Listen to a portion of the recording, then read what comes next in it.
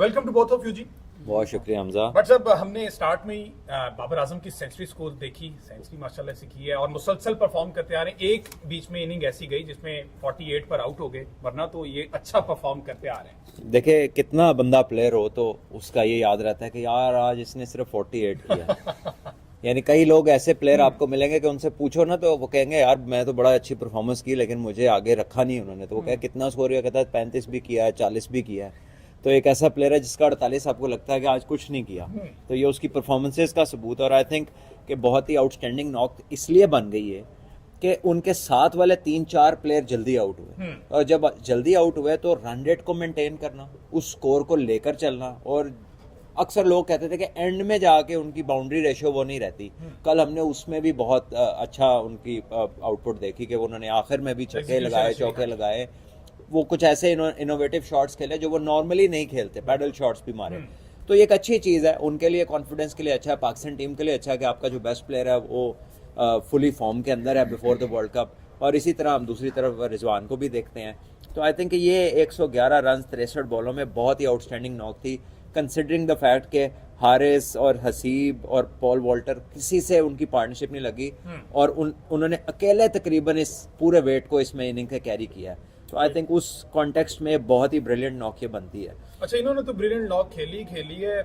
दूसरे एंड पे हमने देखा बहुत से बैटर एक्सपोज भी हुए हैं कल वाले मैच में। मैच ऑल्दो बहुत करीब गया है, credit goes to Azam Khan और कॉलिन मुनरो, लेकिन मुनरो की वजह से मैच भी वो आ रहे हैं। इस्लामाबाद का फैसला जो है टॉस जीतकर पहले बॉलिंग करने का, वो फैसला ठीक था। अब बताइएगा कि पिचेस जो हैं वो यूज टू हो गए जिसमें हाई स्कोरिंग मैच हो रहे हैं। स्टार्ट में बड़े स्ट्रगल करते दिखाई दिए, 135 140 इसके दरमियान में भी स्कोर रहा है। अब 2 मैचेस ऐसे हुए हैं जो हाई स्कोरिंग मैच। देखिए पिच बहुत अच्छा था और इस्लामाबाद मेरा ख्याल है कि उनका माइंडसेट ये होता है कि क्योंकि उनकी बैटिंग डेप्थ बहुत है तो वो समझते हैं कि वो अगर चेस करेंगे तो वो कंफर्टेबल है।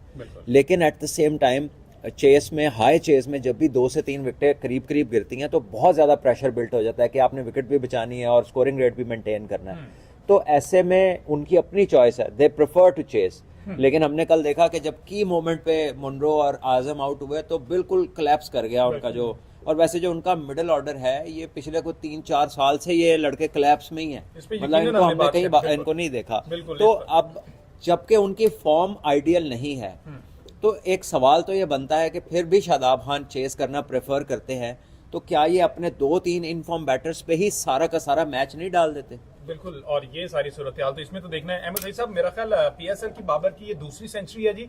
पिछली सेंचुरी के बाद इनकी टीम मैच हार गई थी, लेकिन लकीली इस दफा जो सेंचुरी की है उसके बाद टीम जीत गई है। मजीद क्या स्टैट्स हैं? जी हमजा, बाबर आजम ने अपने पीएसएल कैरियर की दूसरी सेंचुरी जो है वो स्कोर की है। और एक बात जो है वो मुस्तकिल तवातुर से की जाती रही है कि बाबर आजम जब स्कोर करते हैं तो उनकी टीम जो है वो मैच हार जाती है। तो कल बाबर आजम की टीम मैच जीत भी गई है। बाबर आजम की जो 30 50 हैं पीएसएल में, ये भी एक रिकॉर्ड है। बाबर आजम जो है वो 11 सेंचुरीज के साथ ओवरऑल T20s के अंदर भी क्रिस गेल के बाद दूसरे नंबर पर आ गए हैं। पहले एशियन बैटर बन गए हैं जिन्होंने 10 से ज़्यादा सेंचुरियाँ स्कोर कर ली हैं T20 में। और बाबर आजम की अगर हम 50s का भी एनालिसिस करें, जो उन्हें 30 50 स्कोर की हैं पीएसएल में, उनमें से 14 मैचेस में बाबर आजम की टीम कामयाब हुई है और 16 मैचेस में उन्हें नाकामी का मुंह देखना पड़ा है। इसमें एक दिलचस्प बात यह है कि 2020 का जो टाइटल विनिंग रन था कराची किंग्स का, उसमें बाबर आजम ने 5 मैचेस में 50 स्कोर की और वो 5 के 5 मैचेस कराची किंग्स ने विन किए। उसके बाद 2021 के एडिशन में अगर हम आ जाएं तो बाबर आजम ने 7 मैचेस के अंदर 50 स्कोर की, लेकिन कराची किंग्स ने उस एडिशन में 4th पर फिनिश किया था, आपको याद होगा। तो इसमें अगर उस विनिंग रेसिपी को आप देखें तो उस विनिंग रेसिपी में बाबर आजम का स्कोर करना जो है वो एक कांस्टेंट चीज है। लेकिन बाबर आजम के इर्द गिर्द जो लोग बाकी टीममेट्स खेल रहे हैं वो उस रेसिपी के अंदर अपना रोल क्योंकि प्ले नहीं कर पा रहे, इसलिए हमें ये लगता है कि बाबर आजम जब स्कोर करते हैं तो उनकी टीम मैच हार जाती है। तो बाबर आजम ने कल फिर एक बार ये साबित किया है कि वो, जिस तरह भाट साहब ने अभी ये कहा कि प्लेयर्स को अपने आप को साबित करने के लिए बताना पड़ता था कि वो जो 45 करके आया हूँ, 47 भी करके आया हूँ, 48 भी करके आया हूँ, तो बाबर आजम का 45-47 कंसीडर नहीं होता। वो बार वहां तक ले गए हैं कि जब तक वो 100 और 50 न करें उस वक्त तक ये बातें बाबर आजम ने स्कोर भी करते आए हैं। नहीं देखिए आप बाबर की अब ये जो रेशो इन्होंने भी बताई है, जरा इसमें से ये देखें कि 30 50 में कितने मैच कराची किंग्स के लिए खेले क्योंकि माशाल्लाह वो एक ऐसी टीम बनती रही है बीच में 2-3 साल कि जिसका पता ही नहीं लगता था कि इसका मिडिल ऑर्डर कौन है, इसके फ्रंट लाइन बॉलर्स कौन है, इसके मेन बैटर कौन है। 63 मैचेस खेले हैं, 22 मैचेस में उन्होंने 50 जो कराची किंग्स का टोटल तारुफ था वो था बाबर आजम, इमाद वसीम और मोहम्मद आमिर। इन 3 बंदों के अलावा इस टीम के अंदर आपको कोई नामवर प्लेयर, कोई परफॉर्मिंग प्लेयर शादिर और नादरी नजर आता था। और बेसिकली तो इनके कॉम्बिनेशंस को देख के लोग कहते थे कि इन्होंने क्या बनाया इन्होंने। तो अब ऐसी टीम में आप जिसको मर्जी खिला लें। हमने एक दौर देखा जिसमें सचिन तेंदुलकर दुनिया में सबसे ज्यादा स्कोर करते थे लेकिन इंडिया नहीं जीतता था। तो इसके वजह से वो कम प्लेयर नहीं बन जाते थे, वो टीम की लिमिटेशंस थी। बिग क्वेश्चन मार्क बट साहब, मोहम्मद हारिस और हसीबुल्लाह पे आपने आउट होते के भी देखे किस तरह से आउट हुए हैं, तो इनको तो बहुत दफा मौका मिल चुका है। देखिए 3 बॉल हसीबुल्लाह ने खेले, तीसरे पे वो आउट हो गए और तीसरा बॉल ही फेस करते हुए हारिस आउट हुए। अब बात यह है कि आप एक्सप्लोसिव प्लेयर्स हैं, आप एग्रेसिव प्लेयर्स हैं, आप थोड़ा सा अपने आप को अगर वक्त दें तो आप 1 से 2 ओवर्स में अपना स्ट्राइक रेट अचीव कर सकते हैं जो आपसे डिमांड की जाती है। तो अगर आपके सामने एक बैट्समैन 40-50 पे सेट खेल रहा है और वो पाकिस्तान का नहीं, वो दुनिया का बेस्ट बैट्समैन है, तो आपको क्या प्रॉब्लम है कि आप अपने आप को 4-5 सिंगलें दे दें ताकि आपको साइटर्स मिल जाएं, आप बॉल देख लें और उसके बाद आप अपने एरियाज को चूज करें। यानी कि बिल्कुल फुल बॉल था हारिस जिस पे आउट हुए। अभी हमने रीप्ले में देखा तकरीबन यॉर्कर लेंथ के पास था। इस बॉल को जब आप बड़ा हिट नहीं मार सकते, एलिवेशन ही नहीं मिलती। बॉल जब उठता है, जमीन से उठता हुआ है, तो बैट नीचे उसके जाता है तो ऊंची हिट लगती है, लेकिन वो जितना बैट के नजदीक पिच होता है वो फ्लैट जाता है वापस। और यही वजह बनी कि वो फ्लैट शादाब की तरफ गया, मिडल जरूर हुआ है लेकिन उसको एलिवेशन नहीं मिली, ऊपर की तरफ नहीं गया बॉल।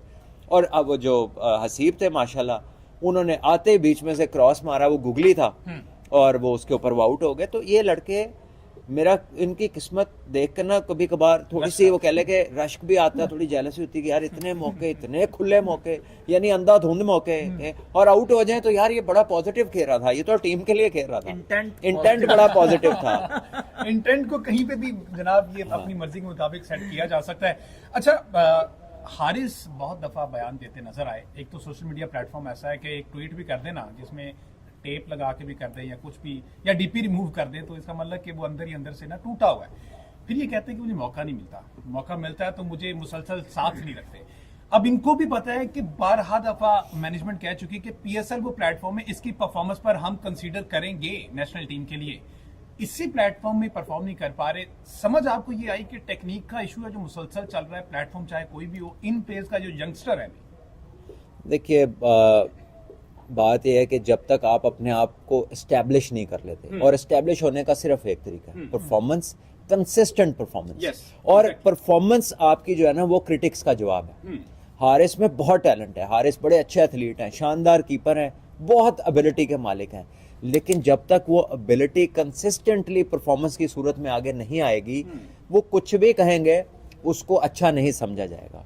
और जहां तक ट्वीट करने की बात है या सोशल मीडिया प्लेटफॉर्म्स है, देखें हमारे मुल्क में तो उसका इस्तेमाल कुछ नेक्स्ट लेवल पे, यानी कि जिसकी घर में कोई नहीं सुनता वो उधर आके वाह वेला मचा देता है, और फेक अकाउंट से वो कुछ फोर्स करके करवा लिया जाता है पेड कंटेंट के ऊपर, ऑटोबॉट्स के जरिए के ओपिनियन क्रिएट किए जाते हैं। तो इस की नेगेटिविटी जो है ना पॉजिटिविटी से ज्यादा है।